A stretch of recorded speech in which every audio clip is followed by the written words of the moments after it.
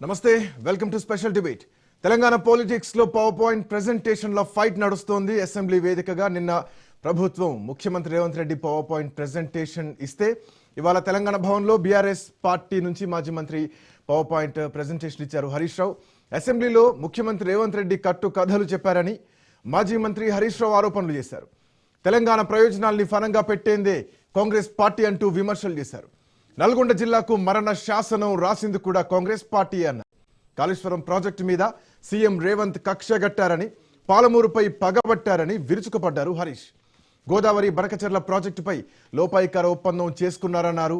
ఇక ఈ అంశాలతో పాటు చాలా అంశాలు, అంటే తెలంగాణకు ఉమ్మడి ఆంధ్రప్రదేశ్లో ఎవరు అన్యాయం చేశారు, తెలంగాణ రాష్ట్రం వచ్చిన తర్వాత పెండింగ్లో ఉన్నటువంటి ప్రాజెక్టులను రన్నింగ్లోకి మార్చిందెవరు, తెలంగాణ వచ్చిన తర్వాత ఎన్ని లక్షల ఎకరాల ఆయకట్టుకు నీళ్లు అందింది, ఉమ్మడి ఆంధ్రప్రదేశ్లో తెలంగాణకు జరిగినటువంటి అన్యాయం ఏంటి, తెలంగాణ రాష్ట్రం వచ్చిన తర్వాత కేసీఆర్ నీళ్లపై చేసినటువంటి యుద్ధం తర్వాత, కేసీఆర్ తీసుకున్నటువంటి నిర్ణయాల తర్వాత, కట్టుకున్నటువంటి చెక్ డ్యాంల తర్వాత తెలంగాణలో ఎంత పంట నికరంగా పండింది, ఎంత ఆయకట్టు సాగింది అన్నది హరీష్ రావు కూలంకుషంగా వివరించారు.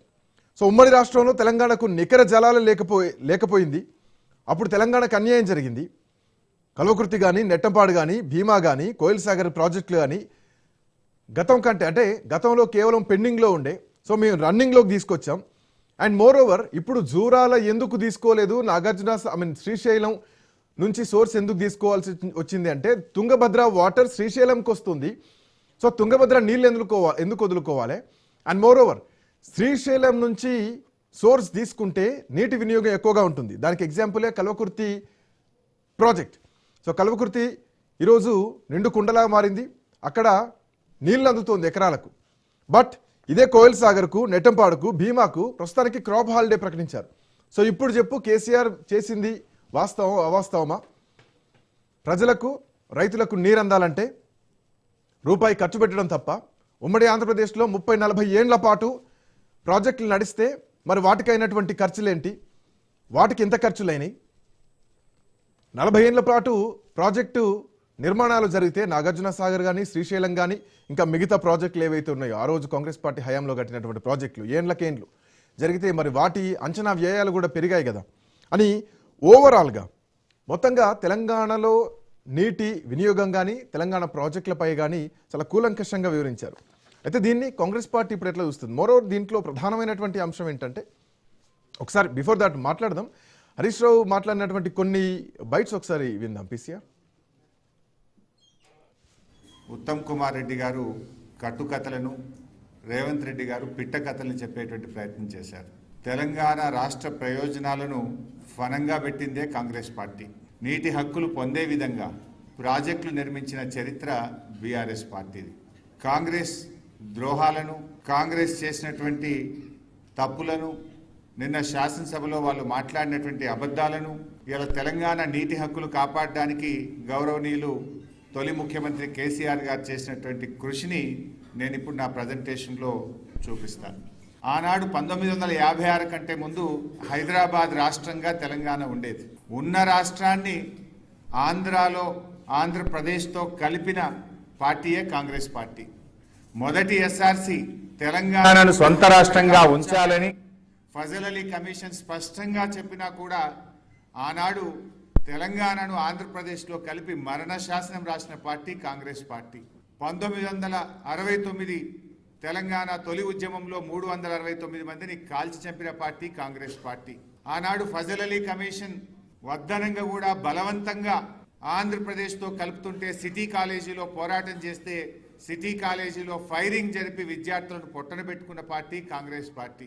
మలిదశ ఉద్యమంలో ఇచ్చిన తెలంగాణ వెనక్కు తీసుకొని వందలాది మంది యువకులను పొట్టన పెట్టుకున్న పార్టీ కాంగ్రెస్ పార్టీ.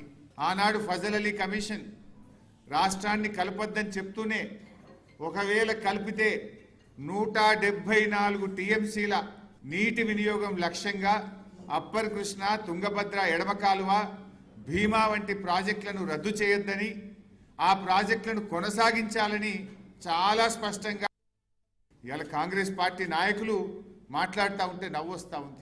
ఏలేశ్వరం దగ్గర కట్టాల్సిన నాగార్జున సాగర్ ప్రాజెక్టును నందికొండకు మార్చి కూడా మన నల్లగొండ మహబూబ్ నగర్ జిల్లాలకు అన్యాయం చేసింది కాంగ్రెస్ పార్టీ. ఇలా వాళ్ళు నీళ్ళ గురించి మాట్లాడుతున్నారు. అసలు 600 కిలోమీటర్ల గోదావరి, 300 కిలోమీటర్ల కృష్ణా నది ప్రవహిస్తున్నటువంటి ఈ ప్రాంతంలో తాగునీటికి సాగునీటికి గోసపడే పరిస్థితి వచ్చిందంటేనే 60 ఏళ్ళు ఈ రాష్ట్రాన్ని పాలించినటువంటి కాంగ్రెస్ తెలుగుదేశం పార్టీలు ఇవాళ గోదావరిలో మన పరివాహక ప్రాంతం 79% ఉంటే కాంగ్రెస్ తెలుగుదేశం పాలనలో మనకు దక్కింది 15%. కృష్ణా పరివాహక ప్రాంతం దాదాపు 69% ఉంటే మనకు దక్కింది 34%. కానీ వాస్తవ వినియోగం అయితే కృష్ణాలో రాష్ట్రం ఏర్పడ్డ నాడు కేవలం 15% మాత్రమే ఉండేది. అసలు రాష్ట్ర విభజనలో కూడా సెక్షన్ 84ను పెట్టి నీళ్ల పంపకాలు చేయాలని చెప్పి మనకు అన్యాయం చేసింది కూడా కాంగ్రెస్ పార్టీయే.